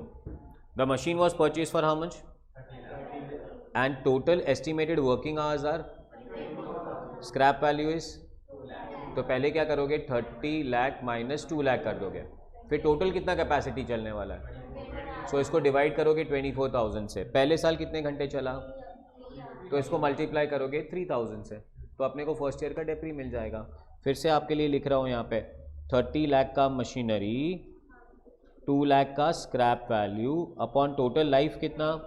24,000, और पहले साल कितना घंटा चला? 3,000 घंटे चला। जकास बोलो, समझा कि नहीं समझा? कौन सा मेथड था ये? मशीन आर मेथड के बाद आ रहा है अभी units method. First one, an asset is purchase for how much? Estimated useful life is, and the scrap value is, it is expected to produce how many units? Guys 20 lakh में से पहले उड़ा दोगे 2 lakhs, फिर डिवाइड किससे करोगे? 1.5 लाख से divide करोगे। And next one is first year का डेप्री कितना? Multiplied by 20,000। Do you agree with this one? कोई डाउट? चलो, what is next now? Question number 6, कौन सा मेथड अभी? Depletion. Message Surya and company took a lease on query for 1 crore. As per the technical estimate, total quantity of mineral कितना है? 2 lakh ton. What is the cost of the asset? 1 crore. ये question में scrap value नहीं दिया तो वो minus नहीं होगा. डिवाइड किससे होगा? 2 लाख से. और पहले साल कितना टन निकाला? तो मल्टीप्लाई बाय 2000 टन कर दोगे तो पहले साल का डेप्री मिल जाएगा. मल्टीप्लाइड बाय 10,000 टन करोगे तो सेकेंड ईयर का डेप्री मिलेगा. और मल्टीप्लाइड बाय 15,000 टन करोगे तो थर्ड ईयर का डेप्री मिल जाएगा. Did you agree? आप बताइए मुझे. Do you know what is SLM? Do you know what is WDV? Do you know what is sum of years digit method? You know machine hour method? You know production unit method? You also know depletion method. जकास बोलो. अब method of डेप्री हो गए तो अब डेप्री की accounting की बात करेंगे. किसकी बात करेंगे? कि अकाउंटिंग कैसे करनी है डेप्री की. तो there are 2 methods. How many methods? First method is known as without PFD and second method is known as with PFD. PFD का फुल फॉर्म है प्रोविजन फॉर डेप्री. विदाउट PFD का मतलब provision for depre account open नहीं करना है. With PFD का मतलब provision for depre account maintain करना है. विदाउट PFD बोलता हूँ तो मेरे को मस्त ना मेरी आंटी याद आती है. My aunt is South Indian. हाँ, अयो वाली मतलब क्या होता है? ये तो टैग दे दिया तूने उसको. ऐसा नहीं, south Indian. Do you agree with that one? अब मेरी आंटी को खाने का स्टाइल क्या है पता है? कि दे ईट टू मच ऑफ राइस. ओए इधर हो जाएगा कहीं और. क्या खाते हैं मैडम? राइस बोला भाई. अरे यार आ जाना क्लास में, अभी रिविजन कर रहे बेटा. First one. अब राइस में they will have sambar, they will have dal, they will have सब्जी, they will have pickle. और हम लोग क्या करते हैं? सब अलग अलग रख के खाते हैं. ये लोग क्या करते हैं? सब कुछ मिक्स करके खाते हैं. Are you understanding? ये है हमारा विदाउट PFD अकाउंट. कौन सा अकाउंट? मतलब यहाँ पे एक अकाउंट बनेगा. कौन सा अकाउंट? मशीनरी. मशीनरी खरीदो तो भी यही अकाउंट, मशीनरी बेचो तो भी यही अकाउंट, डेप्रीशिएशन भी यही अकाउंट में चार्ज करना है, प्रॉफिट लॉस भी यही अकाउंट में रिकॉर्ड करना है. सब कुछ इधर ही आना. क्लियर है? And please this is not method of charging depre. This is method of. लोग ना बहुत कंफ्यूज हो जाते हैं कि सर डेप्री का मेथड करा रहे हो. नहीं, डेप्री का मेथड तो SLM, WDV, sum of years digit method, production hour method, production unit method and depletion method, वो अलग हो गया. अब मैं किसकी बात कर रहा हूँ? अकाउंटिंग. अब एक असेट लिया हम लोग ने 1 लाख रुपए का. एंड लेट्स से हमने डिसाइड किया कि इसको डेप्रीशिएट करेंगे 10% से. SLM मेथड यूज करेंगे. कौन सा? तो मशीन खरीदोगे 1 लाख रुपए का. What's the journal entry you will pass when you will buy the machinery? Machinery to cash and bank. Amount आ गया 1 लाख. अमाउंट आ गया 1 लाख. तो अब ये मैंने मशीन अकाउंट बनाया और 1 लाख रुपया मशीनरी अकाउंट के डेबिट साइड पे रिकॉर्ड कर दिया. साल के एंड पे क्या चार्ज करना है? कितना परसेंट? मेथड कौन सा? तो 10% किस पे चार्ज करोगे? 1 लाख का 10% कितना? सो ये रहा 1 लाख. 1 लाख का 10% आएगा 10,000. अब ये जो 10,000 है ना, ये डायरेक्टली मशीन अकाउंट के अंदर लेके जाओगे. तो डेप्री का जर्नल एंट्री क्या आएगा? तो डेप्री टू असेट. तो असेट में हम लोग लिखेंगे बाय डेप्री. अमाउंट आ जाएगा 1 लाख और ये अमाउंट दिखेगा आपको 90. और फिर ये अकाउंट भी अगर हम लोग क्लोज करेंगे तो ये अकाउंट 1 लाख, ये अकाउंट 1 लाख और ये अकाउंट 90 और ये 90 नेक्स्ट ईयर ओपन हो जाएगा. Do you agree with this? यहाँ पे सबसे इंपॉर्टेंट बात आपको याद रखनी कि डेप्री का जर्नल एंट्री है depre account debit to what? Asset. ये मेन बात है. 90. तेरा ध्यान भी ऐसी चीज़ों पे जो सीखने वाली बात ही नहीं है. ठीक है? तेरी बहन यहाँ पे आगे बैठी है फर्स्ट बेंच पे, है ना? बहन नहीं, दादी. कुछ भी नहीं. अच्छा चलो, बदल गया आज. कोई डाउट है आपको? Concept clear? Is it with PFD और विदाउट PFD? शायद अगर आपने कॉलेज में किया हो तो यही किया था, but this method is not good. Why this method is not good? Because next year का ओपनिंग बैलेंस कितना है? 90. अब नेक्स्ट ईयर अपने को कोई पूछे what is the cost of the asset, कितने में खरीदा था, नहीं पता है, बिकॉज ये तो लास्ट ईयर के बुक में था अभी. अब हम लोग भले अकाउंट ऐसे बना लेते ऊपर के बाद नीचे, बट एक्चुअली टेक्निकली देखा जाए तो एक साल के अकाउंट्स एक बुक में बनते हैं, दूसरे साल के अकाउंट्स दूसरे बुक में बनते हैं. अभी दूसरे साल की बुक में उसने जाके देखा तो असेट वैल्यू कितना दिख रहा है? 90. उसको कहाँ मालूम है कॉस्ट 1 लाख है? अच्छा, फिर उसको दूसरा क्वेश्चन पूछा, आज तक डेप्री कितना चार्ज किया, नहीं पता है. उसको खाली ये पता है कि आज असेट का वैल्यू कितना है, 90. तो इससे एक बहुत अच्छा तरीका है हमारे पास, एंड उस तरीके का नाम है कि हम एक अकाउंट बनाए जिसका नाम है provision for depre account. Provision for, तो उसमें क्या करना है? उसमें 2 अकाउंट बनाने हैं. एक अकाउंट बनाना है और एक अकाउंट बनाना है. असेट खरीदोगे तो एंट्री पास करोगे, machinery account debit to, amount आएगा जकास है. कोई डाउट इस पे? Can we go ahead? Next one, ये आ गया machinery account debit to cash bank and the amount is what? 1 lakh. अब डेप्री चार्ज करना है. मेथड कौन सा डेप्री चार्ज करने का? 1 लाख का 10%. डेप्री का जर्नल एंट्री क्या था?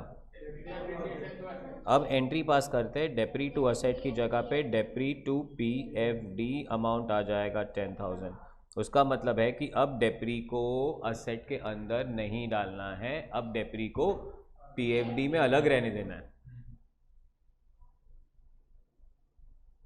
Is this clear? अब forget about my aunt which is in the south Indian, let's talk about me and my sister also. मेरा और मेरे सिस्टर का खाने का तरीका भी थोड़ा अलग है. मेरे को वो टोटल वेस्टर्नाइज्ड कल्चर वाला बंदा बोलती है तू तो US में पैदा होना चाहिए. मैं राइस और दाल भी कैसे खाता हूँ पता है? राइस रखता हूँ, दाल बाउल में लेता हूँ, फिर राइस लेता हूँ चम्मच से, उसको ऐसे दाल में डुबोता हूँ, फिर खाता हूँ. अभी एग्जैक्टली क्लियर. वो मेरी बहन क्या करती है, राइस के अंदर दाल मिक्स करके खा लेती है. हाँ, तो वही इसलिए तो मेरे को बोलती है तू US में पैदा हुआ है. अब मेरा क्या है कि मेरे को खाली दाल राइस ऐसे नहीं कि हर एक बाउल में मैं मतलब हर एक बाइट के अंदर दाल ही डालूंगा. सब्जी भी होती है तो मैं राइस लेता हूँ, सब्जी लेता हूँ, फिर खाता हूँ, राइस लेता हूँ, दाल लेता हूँ, फिर खाता हूँ. वो क्या करती है, राइस के अंदर सब्जी भी डाल देती है, दाल भी डाल देती है, मिक्स. कॉन्सेप्ट समझा? अच्छा, तो that means what is she following without PFD, what am I following with PFD. अब मज़ा देखो इसका क्या है. असेट खरीदा तो जर्नल एंट्री क्या पास किया था? तो यहाँ पे लिखा टू कैश बैंक अमाउंट कितना. डेप्री का जर्नल एंट्री क्या पास किया? तो वो असेट अकाउंट के अंदर गया ही नहीं, वो कौन से अकाउंट में गया? और अमाउंट कितना आ गया?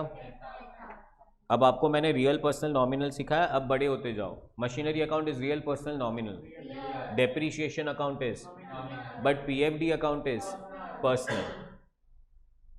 कौन से अकाउंट बंद करके PNL में लेके जाना है? बट रियल अकाउंट्स और बैलेंस करना है. तो अब मैं इस अकाउंट का बैलेंस निकाल रहा हूँ, तो इस अकाउंट को बैलेंस करूँगा तो कहना इसे बैलेंस 1 लाख आएगा. नेक्स्ट ईयर अकाउंट ओपन हुआ कितने पे? ये अकाउंट बैलेंस करूँगा, कहना इसे इसका बैलेंस 10,000 रुपये आएगा. ये अकाउंट कितने पे ओपन होगा? अब सेकेंड ईयर जाके उधर उसको एक क्वेश्चन पूछूँ, मशीन कितने का था, आज तक डेप्री कितना चार्ज किया, आज का वैल्यू कितना है, वो 1 लाख माइनस 10,000 90 भी मिल जाएगा. विदाउट PFD में खाली 90 मिलेगा, बट विद PFD में 1 लाख भी मिलेगा, 10,000 भी मिलेगा और 90,000 भी मिल जाएगा. समझा? कोई डाउट? कितने मेथड है अकाउंटिंग फॉर डेप्री के? पहला मेथड कौन सा? Without PFD. सेकेंड मेथड कौन सा? जकास बोलो. अभी नेक्स्ट थिंग इज प्रॉफिट और loss on what? Sale of asset. Profit और लॉस ऑन, भाई अगर असेट बेचोगे तो प्रॉफिट हो सकता है या तो कहां लेके जाने का उस प्रॉफिट एंड लॉस को? PNL अकाउंट में. कहां लेके जाने का? फाइनल अकाउंट्स अभी अभी सीखा है, trading account, PNL account and balance sheet. तो profit on sale of asset और loss on sale of asset कहां लेके जाने का? बट गाइस ध्यान क्या रखना है कि प्रॉफिट लॉस कैलकुलेट कैसे करना है वो ज्यादा इंपॉर्टेंट है। प्रॉफिट लॉस कहां जाएगा वो ज्यादा इंपॉर्टेंट नहीं है, कैलकुलेट करना ज्यादा इंपॉर्टेंट है। क्यों? बिकॉज 1 Jan 21 को मैंने एक असेट खरीदा 1 लाख का। कितने का? 1 जुलाई 23 पे ये असेट मैंने बेचा 45,000 का। समझा? 1 Jan पे कितने का खरीदा, 1 जुलाई पे कितने का बेचा। अब किसी को बोलेंगे प्रॉफिट हो रहा है कि लॉस हो रहा है? सर लॉस हो रहा है। सर आपने 1 लाख में असेट खरीदा, 45,000 में बेचा, तो आपको 55,000 का पागलपंती है। ऐसे नहीं होता है प्रॉफिट लॉस कैलकुलेट। बिकॉज भाई अगर आपने 1 Jan को खरीदा और 1 जुलाई 23 को बेचा तो बीच में 2.5 साल आपने वो मशीन यूज किया,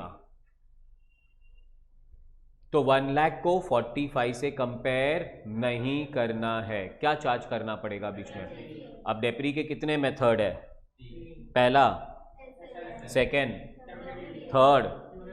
लेट्स से मैं WDV फॉलो कर रहा हूं। क्या फॉलो कर रहा हूं? और 10% WDV फॉलो कर रहा हूं। तो पहले 1 लाख पे डेप्री मारूंगा 10,000 का, आंसर हो जाएगा और ये आ जाएगा 1122, बराबर है। अब डेप्री मारना है 10%। किस पे 10% कैलकुलेट करूँ? 90,000 का 10% आ जाएगा 9,000। So you will have value of 81। This is 1123। समझा? फिर कब बेचा? जुलाई में बेचा। कितने महीने और हो गए? 6 महीने और हो गए। तो 10% डेप्री चार्ज करना पड़ेगा। कौन से अमाउंट पे? 81,000 पे 10%, बट फॉर 6 मंथ्स। आंसर आएगा 4050। कितना?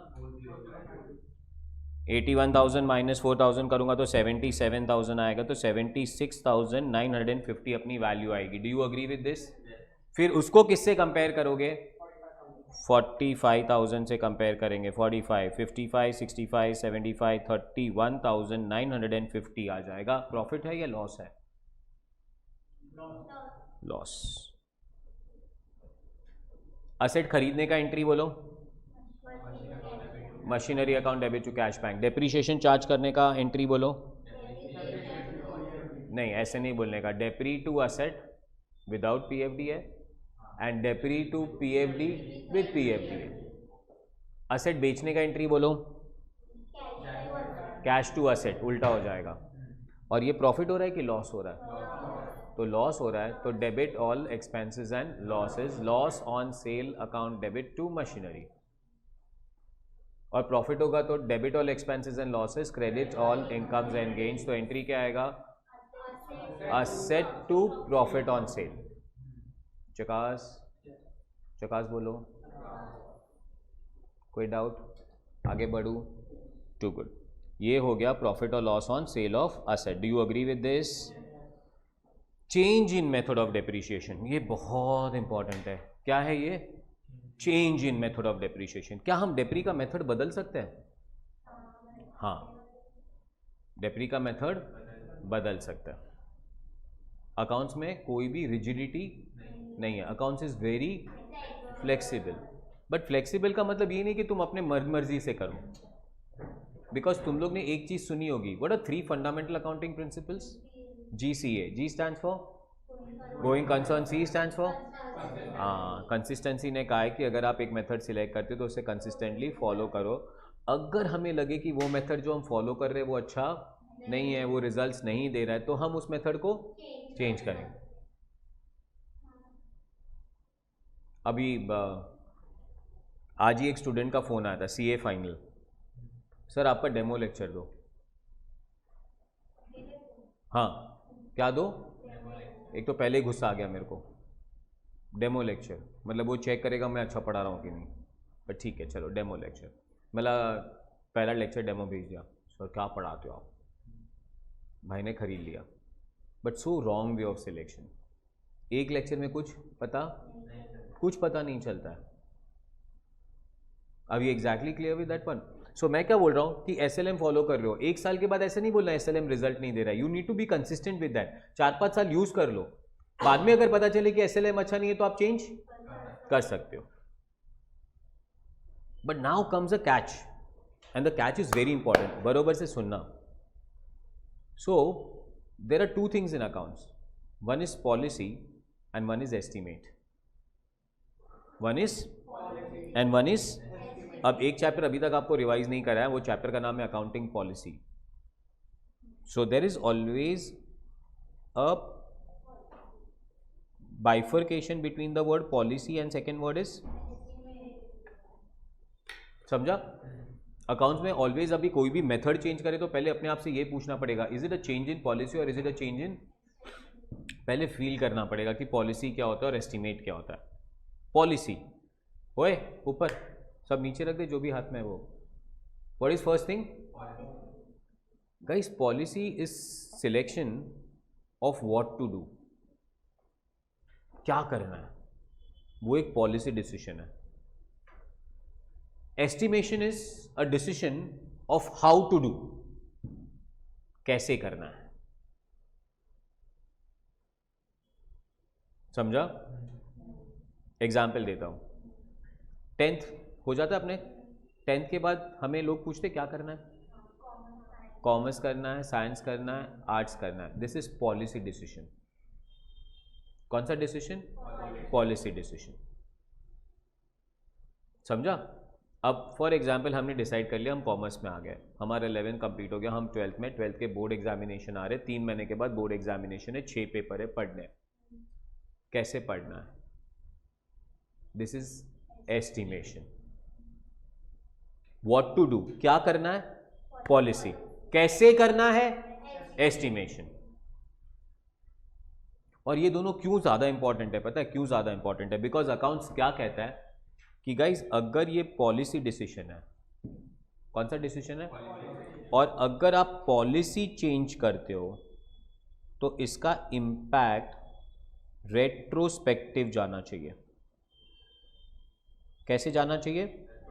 रेट्रोस्पेक्टिव जाना चाहिए. कौन सा डिसीजन है? तो पॉलिसी है. तो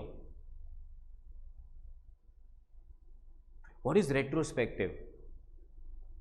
पहले से चेंज करना पड़ेगा, स्टार्टिंग से चेंज करना पड़ेगा. मतलब आपने एक असेट खरीदा 1 लाख, डेप्री चार्ज किया 10,000, फिर आ गया 90,000, फिर आपने डेप्री चार्ज किया 10,000, फिर आंसर आ गया 80,000, फिर आपने डेप्री चेंज किया 10,000, फिर आपका आंसर आ गया 70,000. कितने साल हो गए असेट को? 3 साल हो गए. डेप्रीशिएशन का मेथड कौन सा है? SLM. अब मेरे को लग रहा है मेरे को SLM फॉलो नहीं करना है, मेरे को क्या फॉलो करना है? तो क्वेश्चन ये है कि ये पॉलिसी है कि ये एस्टीमेट है.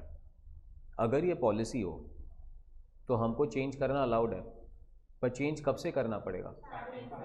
1 लाख माइनस 10,000 90 माइनस 9,000 81 माइनस 8,000, मतलब आपको ये इफेक्ट बहुत पहले से देना पड़ेगा. थक जाओगे आप, बट सेंस बनता है.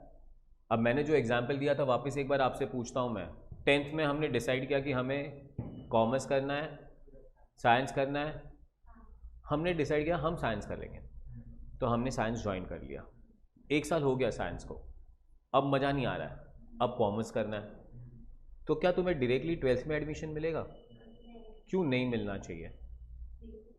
बिकॉज अकाउंटिंग के बेसिक्स तो ख़त्म हो गए, और 12th में वो जाके बोल रहे हैं चलो अभी हम लोग डेप्री करेंगे. भाई डेप्री कहाँ से आएगा जब हमें जर्नल एंट्री नहीं आती है?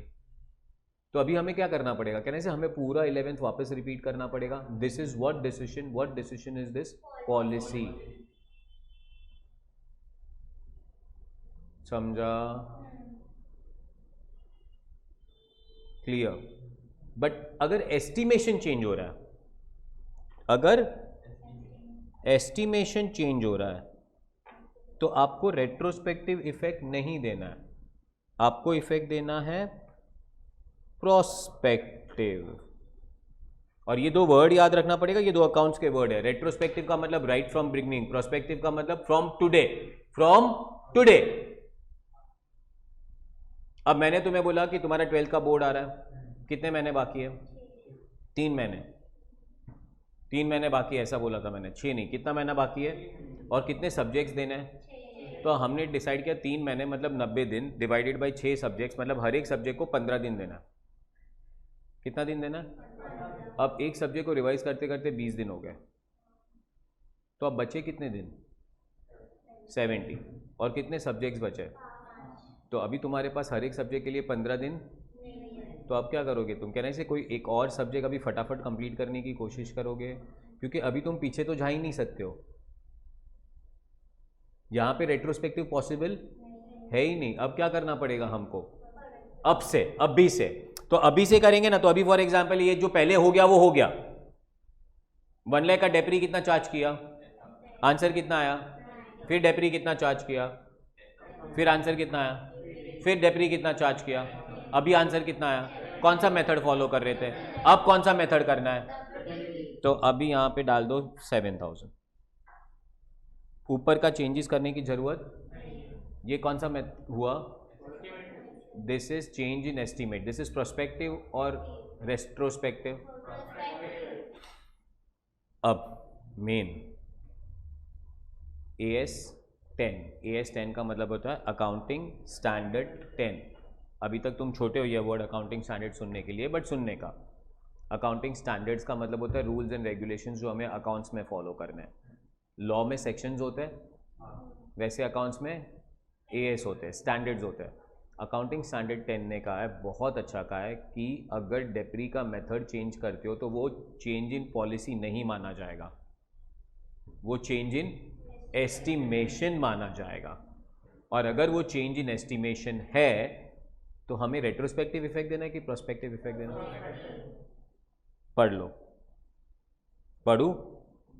Depreciation method applied to an asset should be reviewed at least at the end of each financial year, and if there is any significant change is expected pattern of consumption in future economic benefit, the method should be changed to reflect the change pattern. Whenever any depreciation method is made, such change in method is to be treated as change in accounting estimate as per accounting standards. Will you remember this? और accounting standard का number भी बोला, अगर तुम्हें याद रहे तो बहुत अच्छा रहेगा। एज पर what? AS10. Can we change the method of depreciation? Yes. Any change in the method of depreciation, is it a change in policy or change in estimate? And change in estimate का impact retrospective देना या prospective देना? चकास बोलो। Clear?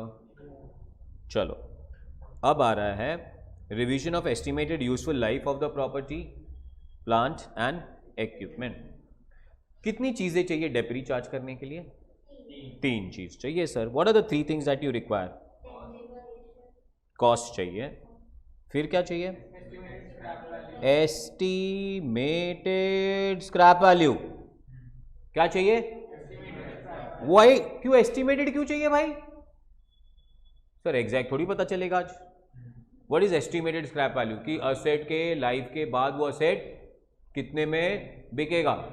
अरे भाई ऐसे कैसे बता सकते हैं? ये मोबाइल दिख रहा है तुमको, कितने साल चलेगा? 5 साल। वो भी एस्टिमेटेड है। मतलब और एक चीज लिख देता हूं, एस्टिमेटेड लाइफ। जकास बोलो। तो पहले तो तुमने सोचा ये कितने साल चलेगा? 5 साल। वाह, 5 साल चलेगा, बढ़िया है। 5 साल के बाद ये कितने में बिकेगा? कितने में भी बिकेगा, पर कहने से वो भी एस्टिमेटेड ही होगा ना, हाँ कि ना? तो कितनी चीज एस्टिमेट करनी है डेप्रिसिएशन चार्ज करते वक्त? 2।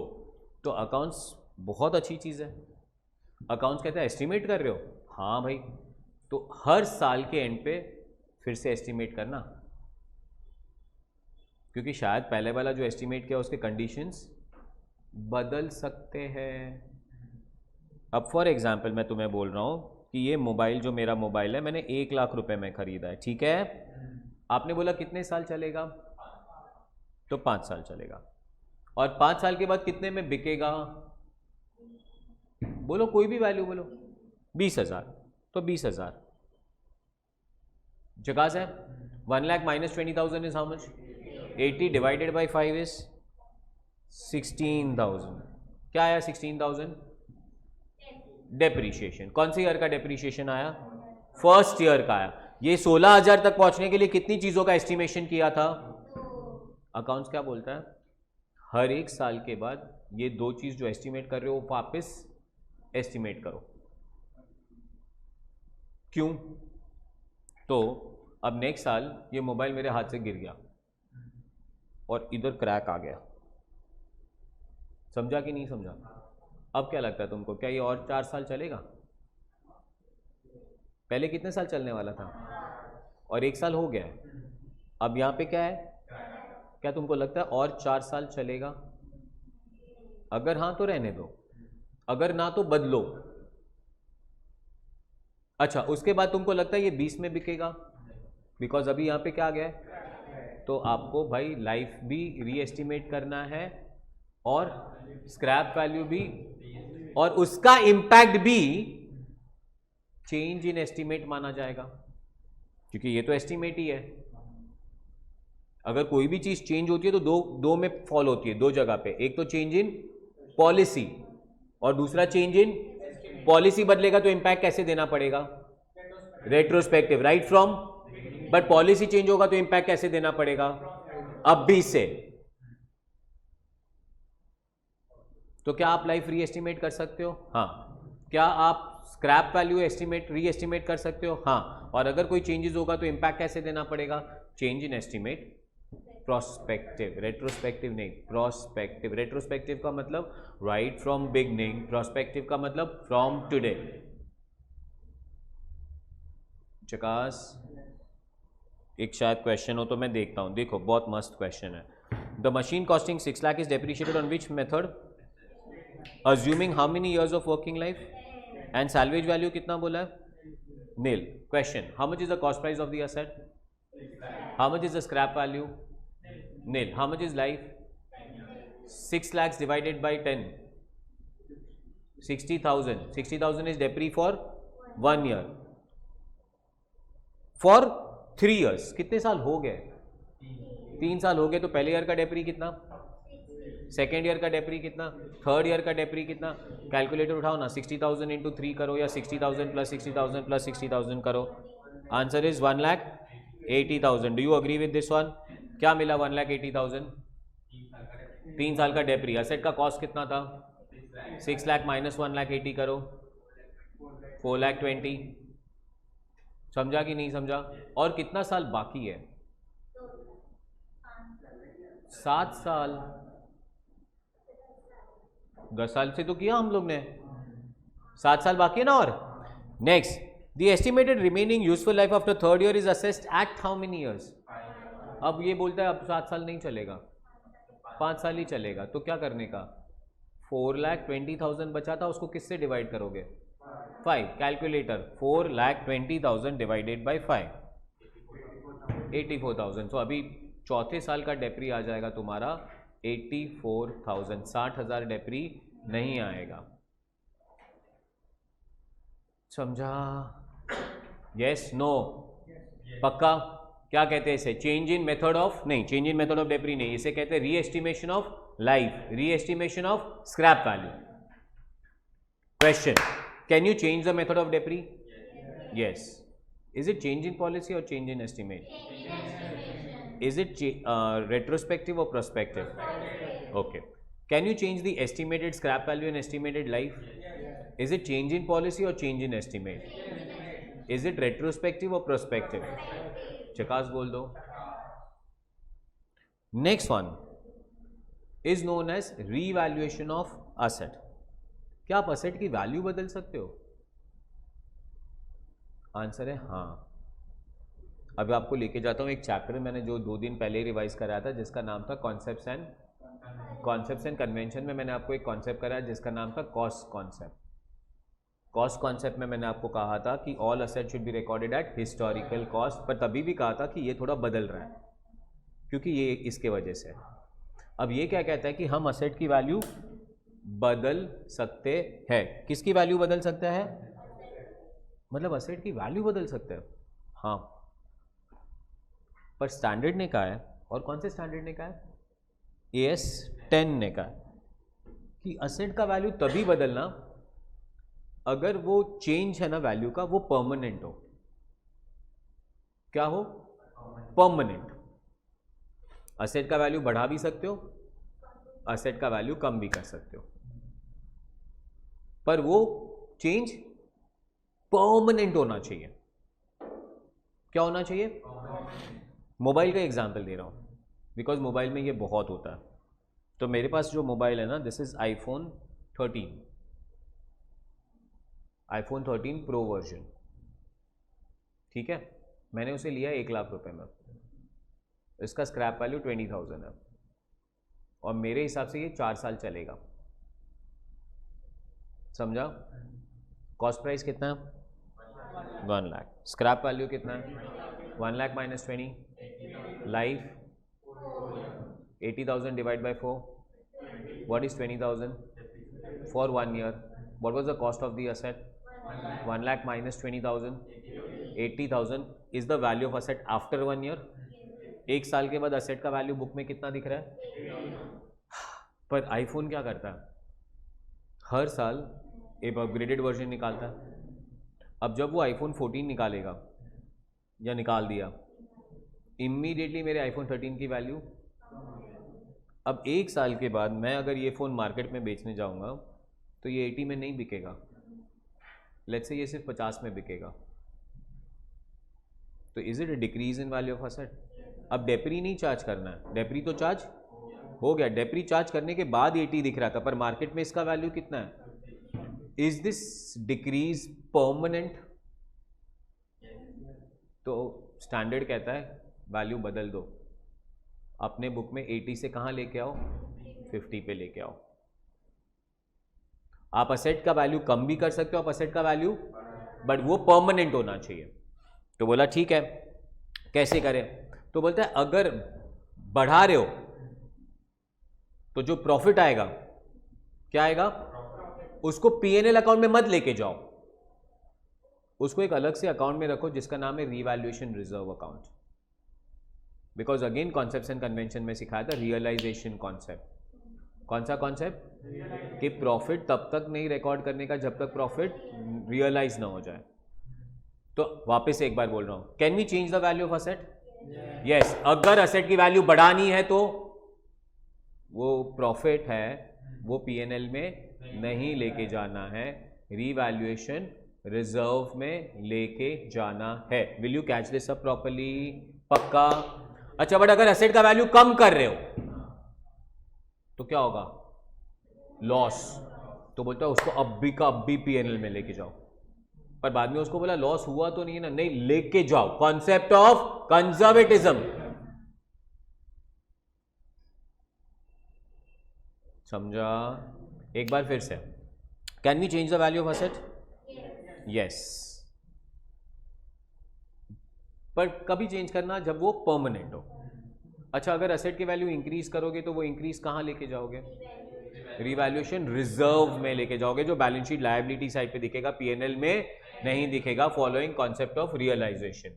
बट अगर असेट की वैल्यू कम करोगे तो लॉस आएगा, और लॉस कहां लेके जाने का? P&L में लेके जाने का। Do you agree with this?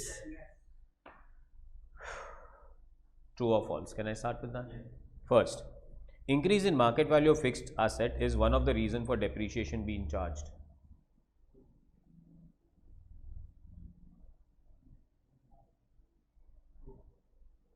Increase in market value of fixed asset is one of the reason that we charge depri. Depri charge करने का reason है asset की value बढ़ती है ना, इसके लिए हम depri charge करते हैं।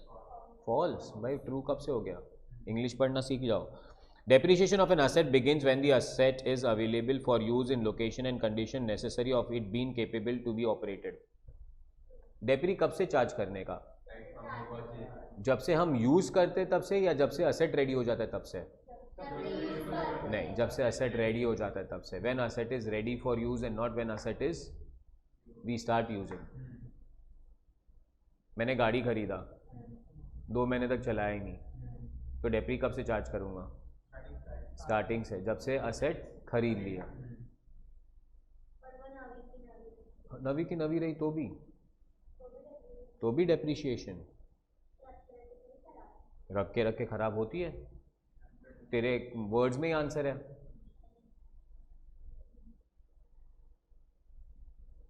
इसलिए तो बोलता हूं इतना मत सो, बिकॉज दिमाग यूज नहीं करोगे तो दिमाग खराब हो जाएगा, रखे खराब हो जाएगा, उसको भी यूज करना पड़ता है। Do you agree with that? फिर से एक बार, डेप्री कब से चालू करना है, और ये बहुत इंपॉर्टेंट क्वेश्चन है, when asset is ready for use and not when we start using the asset. जकास है। Next, cost of property plant and equipment includes purchase price, refundable taxes, import duties after deduction of any discount and rebate. False. Refundable taxes नहीं आना चाहिए, non refundable taxes आना चाहिए। अगर taxes refund हो जाएंगे तो वो असेट के कॉस्ट में नहीं आएंगे, बट अगर टैक्सेस रिफंड नहीं होने वाले तो ऐड होने चाहिए। Cost of fix asset should also include the cost of opening a new facility such as inauguration cost. False. Inauguration cost नहीं आना चाहिए, कैपिटल और रेवेन्यू एक्सपेंडिचर में किया है। इंस्टॉलेशन आना चाहिए, इरेक्शन आना चाहिए, बट इनॉग्रेशन नहीं आना चाहिए। Depreciation is charged with a constant amount under straight line method and charged with constant percentage under diminishing balance method. True.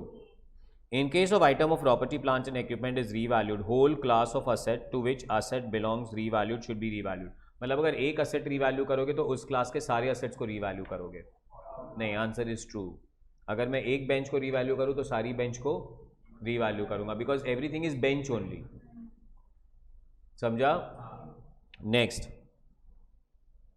Akash purchased machine for 12 lakh. Estimated useful life is 10 years and scrap value is 1 lakh. Depreciation for the first year using sum of digits method will be 2 lakhs. ये calculation करना पड़ेगा, but आप मेरे को समझाओ कैसे करोगे ये? 1 लाख कितना होगा? 10 साल है तो अपने को याद रह जाना चाहिए। तो कितना हुआ टोटल किया है? 55। और पहले साल का डेप्री, पहले साल का डेप्री चार्ज करना है तो 10/55। कैलकुलेटर आपके पास है। 12 lakh minus 1 lakh into 10 divide by 55। Answer is true और false? Next one, depletion is allocation of cost of intangible asset such as patent और कॉपीराइट। फॉल्स। डिप्लीशन मेथड किस पे यूज होता है? माइंस पे यूज होता है। नेक्स्ट वन, क्या हुआ, कहाँ अटक गया तू? साथ में कहा रखा, तेरा फोकस हिल जाता है 2-3 मिनट के बाद, ऐसे लगता है कि मैं मास्टर हूँ सर, क्या पढ़ा रहे हो आप? तो फिर आगे बढ़ूँ? ओके।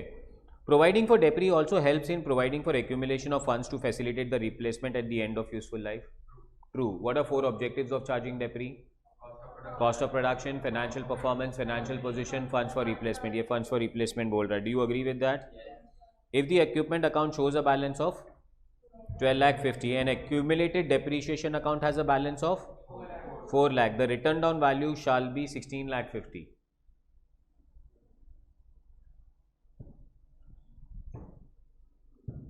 विथ पीएफडी बोल रहा हूं। क्या बोल रहा हूं? असेट अकाउंट का बैलेंस कितना दिखा रहा है? 12,50,000 दिखा रहा है। पीएफडी अकाउंट का बैलेंस कितना दिखा रहा है? 4 लाख। तो असेट का रिटर्न डाउन वैल्यू आज 16,50,000 हुआ। हाँ, तो कितना होगा? नहीं सर, 8,50,000 माइनस होगा। अगर असेट 12,50,000 दिख रहा है और उसका प्रोविजन फॉर डेप्री 4 लाख दिखा रहा है, तो आज की असेट की वैल्यू कितनी होगी? 8,50,000। ये लोग ने प्लस कर दिया, बना रहे अपने को। Sum of years digit method is an example of accelerated method of charging depre. Answer is true, because पहली साल डेप्री कितना चार्ज करोगे? 10/55। सेकेंड ईयर सो एक्सीलरेटेड, पहले हम ज्यादा डेप्री चार्ज कर रहे हैं। Do you agree with that? Next, over the life of an asset subject to depre accelerated, ये छोड़ दो। While depreciating land cost, straight line method of depre shall give more depreciation than the written down value. Answer is always true. Straight line method will always give you more depre than, because straight line method में depre always किस पे charge होगा? Cost पे। ठीक है, next. But एक चीज उसमें ये था कि लैंड को डेप्रीशिएट करे थे, लैंड को डेप्रीशिएट नहीं करते। बिल्डिंग को डेप्रीशिएट करते बट लैंड को डेप्रीशिएट नहीं करते। Provision for depre account is debited at the time of recording depre on asset. False. depre का journal entry बोलो। depre to asset नहीं, PFD अकाउंट की बात कर रहे हैं। तो PFD डेबिट हो रहा है या क्रेडिट हो रहा है? ये बोल रहे हैं PFD डेबिट होता है। Answer is wrong. If adequate ये छोड़ दो। While property, plant and equipment is sold, then provision of debited asset account is credited. Any gain or loss is recorded to profit and loss. True. आपको तो ये answer देना ही चाहिए था, आज ही किया है. पढ़ो. When property, plant and equipment is sold, क्या बेचा? और with PFD बात कर रहा हूँ. क्या बनाते हो? सेल ऑफ असेट अकाउंट बनाते हो. क्या करना है सेल ऑफ असेट अकाउंट बनाने के लिए? मशीनरी डेबिट होता है कि क्रेडिट होता है? तो क्या करना है आज? क्रेडिट करना है. पीएफडी डेबिट होता है कि क्रेडिट होता है? तो क्या करना है? और उसको कहाँ लेके आओगे? सेल ऑफ असेट अकाउंट से सेल करके प्रॉफिट लॉस कहाँ लेके जाओगे? पढ़ो. When property, plant and equipment is sold, then provision for debtor account is debited. Yes. Asset account is credited. Yes. And gain any is recorded in P&L. Answer is yes. समझा? हम लोग तो class में normal solve कर रहे हैं, तो हम तो बहुत बड़े बड़े लैंग्वेज से सॉल्व कर रहे हैं. यहाँ पे तो हम रिवीजन कर रहे हैं खाली. फिर से एक बार याद करा दूँ. Asset account, PFD account. क्या कर रहे हैं? असेट बेच रहे. क्या करोगे असेट को? क्रेडिट. पीएफडी को क्या करोगे? डेबिट. कहाँ चला गया? और फिर बेचोगे तो प्रॉफिट लॉस कहाँ जाएगा?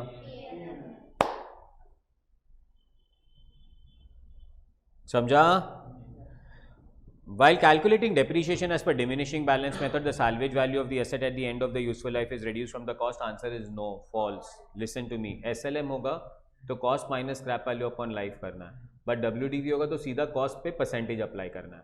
वहाँ पे scrap value को कंसिडर नहीं करना है, because WDV में value of the asset never becomes zero, but asset में value of the asset will become zero. Next. Any change in the estimated useful life of the asset should be accounted for as change in estimate in accordance with accounting standard. चलो फटाफट देना, ये तो अभी अभी revise कराया है. True. Answer is true.